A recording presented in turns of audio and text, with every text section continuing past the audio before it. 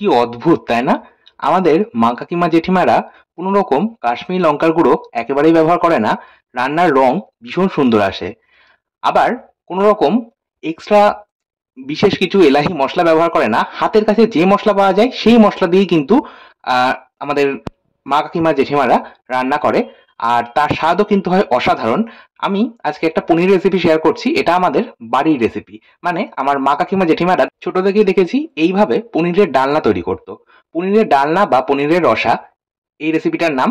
তাহলে আসুন শুরু করা যাক আজকের ভিডিওটা। আমি এখানে আজকে 400 গ্রাম পনির ব্যবহার করছি। আপনারা আপনাদের পছন্দ মতন যে কোনো পনির ব্যবহার করতে পারেন। মানে বাজারে এখন ক্রিম পনির পাওয়া যায়, আবার একটা নর্মাল যে মিষ্টির দোকানে পনির পাওয়া যায়, দুরকম পনির পাওয়া যায়। আমি এখানে ক্রিম পনির ব্যবহার করছি। আপনারা কিন্তু চাইলে ওই যে মিষ্টির দোকানে যে পনিরটা পাওয়া যায় সেই পনিরও কিন্তু ব্যবহার করতে পারেন।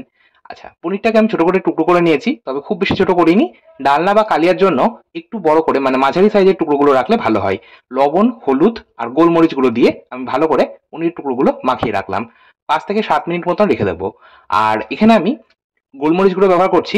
আপনারা কিন্তু চাইলে লাল লঙ্কার গুঁড়ো ব্যবহার করতেই পারেন, তবে আমাদের বাড়িতে লাল লঙ্কার গুঁড়োর খাওয়ার একেবারেই চল নেই। যাই হোক, এখানে আমি আলু নিয়েছি। আমি দুটো মাঝারি সাইজের আলু ভালো করে ধুয়ে রেখেছিলাম, এখন খোলা ছাড়িয়ে একটু বড় করে টুকরো করে নিলাম। ডালনা বা রসাতে কিন্তু একটু আলু ব্যবহার করা হয়, আর আমরা বাঙালিরা এমনিতেও যে কোনো রান্নাতেই কিন্তু একটু আলু ব্যবহার করতে বেশি পছন্দ করি। যাই হোক, আলুগুলোকে টুকরো করে আমি জলে ভিজিয়ে রাখলাম। এখন একটা মশলা বানাবো, তার জন্য গ্রাইন্ডিং জারের মধ্যে নিয়ে নিলাম হাফ ইঞ্চি থেকে একটু বেশি পরিমাণে আদাটা খোসা ছাড়িয়ে আরো ছোট করে কুচানো ছিল। এখানে আমি লঙ্কা ব্যবহার করেছি 6 থেকে 7টা। আপনারা ঝাল বুঝে লঙ্কা ব্যবহার করবেন। একটা মাঝারি সাইজের টমেটো কুচিয়ে রেখেছিলাম, সেটা দিলাম। এর সাথে আমি গুঁড়ো মশলাগুলো এরই মধ্যে দিয়ে দেবো।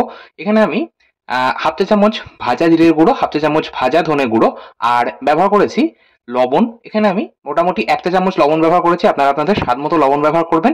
আর ব্যবহার করেছি হাফ চা চামচ হলুদ গুঁড়ো। সমস্তটাকে জল ছাড়া বেটে সাইডে সরিয়ে রাখলাম।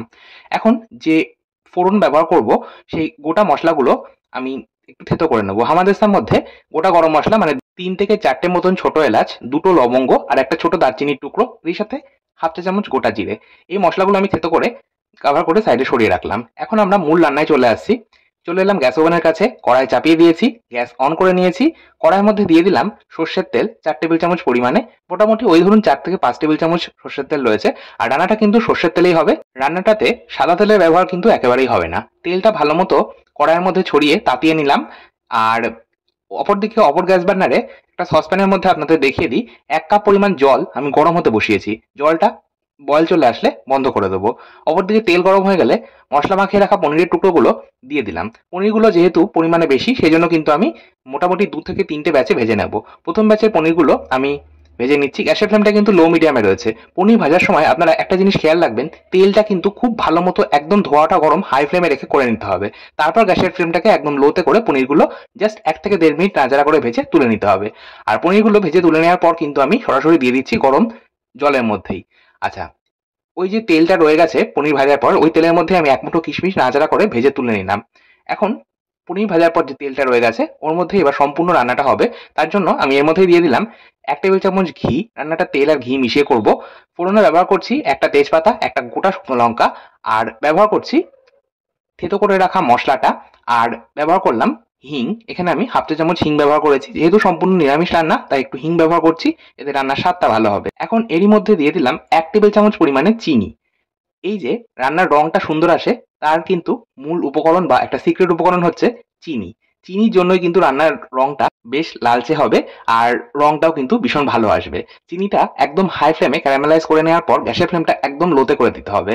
আচ্ছা, চিনিটা আমরা দুটো কারণে ব্যবহার করছি। এক তো বললাম যে রান্নার রং ভালো আসবে, আর দুই, যে কোনো নিরামিষ রান্না বা যে কোনো রান্নাতেই সামান্য চিনি ব্যবহার করলে রান্নার স্বাদটা কিন্তু ব্যালেন্স হয়, আর স্বাদটাও আরো দ্বিগুণ মাত্রায় বেড়ে যায়। যাই হোক, চিনিটা সম্পূর্ণ ক্যারামেলাইজ হয়ে যাওয়ার পর আমি টুকরো করে রাখা আলুগুলো দিয়ে দিলাম। হাফ চা চামচ লবণ দিয়ে আমি আলুর টুকরোগুলো ভেজে নেব। আর গ্যাসের ফ্লেমটা কিন্তু আমি মিডিয়ামে রেখেছি।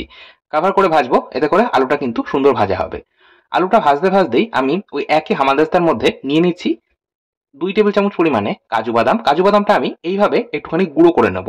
হামানদিস্তায় গুঁড়ো করে নিচ্ছি, আপনারা চাইলে মিক্সিং জারেও কিন্তু গুঁড়ো করে নিতে পারেন। কাজু বাদাম আমি বেটে ব্যবহার করব না।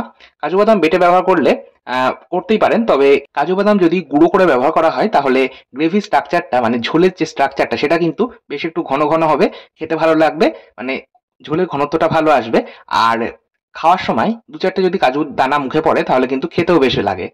যাই হোক, অপরদিকে আমার আলুটা কিন্তু ৩ মিনিট সময় ধরে গ্যাসের আঁচ মিডিয়াম হাই রেখে ভাজছিলাম। ৩ মিনিট পর আমি যে মসলাটা বানিয়ে রেখেছিলাম সেই মসলাটা দিয়ে দিলাম। ওই একই গ্রাইন্ডিং জারের মধ্যে পনির ভেজানো জল দিয়ে লেগে থাকা মসলাটা ধুয়ে দিয়ে দিলাম। এবার এই মসলাটাকে আমাদের কিন্তু সুন্দর করে কষিয়ে নিতে হবে মিনিট ৩-৪ সময় ধরে। গ্যাসের আঁচটাকে কিন্তু মিডিয়ামে রেখেছি। আর কভার করে মসলাটা কষাচ্ছি, তাহলে কষানোটা ভালো হবে। আচ্ছা, আমি ৪ মিনিট পর ঢাকা চাপা সরিয়ে একবার নাড়াচাড়া করে মিশিয়ে নেওয়ার পর এবার আমি দিয়ে দিচ্ছি পনির ভেজানো জল। এই যে পনির ভেজানো জলটা রয়েছে, এই জলটা আমি এবার মিশিয়ে নেব। আলাদা করে আর অন্য কোনো রকম জলের ব্যবহার কিন্তু একেবারেই হবে না। এই পনির ভেজানো জল দিয়ে কিন্তু রান্নাটা হবে। আচ্ছা, পনির যদি এইভাবে আপনারা ভেজে জলে ভিজিয়ে রাখেন, মানে গরম জলে ভিজিয়ে রাখেন, তাহলে কিন্তু পনিরগুলো ভীষণই নরম তুলতুলে হবে আর ভেতর থেকে ভীষণই রসালোও হয়। যাই হোক, সমস্তটা আমি একবার ভালো করে মিশিয়ে নেওয়ার পর আমি ভেজানো পনিরগুলো কিন্তু দিয়ে দিলাম। তারপর সমস্তটা একবার হালকা হাতে মিশিয়ে নিয়ে ঢাকা চাপা দিয়ে ৫ থেকে ৭ মিনিট গ্যাসের আঁচটাকে হাই ফ্লেমে রেখেই কুক করব। এতে করে আলুটাও কিন্তু সেদ্ধ হয়ে যাবে বা সম্পূর্ণ কুক হবে। আর যে ঝোল বা জলটা ব্যবহার করেছি সেটাও কিন্তু শুকিয়ে গিয়ে ঝোলটা পারফেক্ট হয়ে যাবে। আচ্ছা, আমি ৫ মিনিট পর ঢাকা চাপা সরিয়ে নিলাম। দেখলাম আলুটা কিন্তু সুন্দর সেদ্ধ হয়েছে। এবার আমি কাজু বাদামের যে গুঁড়োটা বানিয়েছিলাম সেটা দিয়ে দিলাম। সমস্তটা মিশিয়ে নিয়ে আবারও কভার করে আরো মিনিট ৩ সময় ধরে গ্যাসের আঁচটাকে হাই ফ্লেমে রেখেই কুক করলাম। দেখুন, এখন ঝোলের যে কনসিস্টেন্সিটা রয়েছে সেটা কিন্তু আমার মনে হচ্ছে পর্যাপ্ত পরিমাণ। মানে আমার কিন্তু এই ঝোলটাই প্রয়োজন। এর থেকে বেশি যদি ঝোল বা গ্রেভি রাখতে চান সেক্ষেত্রে আপনারা আরেকটু কম ফোটাবেন, মানে কম সময় ধরে কুক করবেন। যাই হোক, আমার মনে হচ্ছে এই ঝোলটাই কিন্তু পারফেক্ট। সবশেষে আমি উপর থেকে দিয়ে দিলাম 1/2 চা চামচ গরম মসলার গুঁড়ো, ১ টেবিল চামচ মতো ঘি, আর দিয়ে দিলাম 1/2 চা চামচ চিনি। এই পর্যায়ে আপনাদের যদি লবণ চিনির প্রয়োজন হয় অবশ্যই একবার চেখে দেখে নেবেন। আচ্ছা, আমার এই পর্যায়ে একটু চিনির প্রয়োজন ছিল, আমি দিলাম, মিষ্টিটা ব্যালেন্স হলো।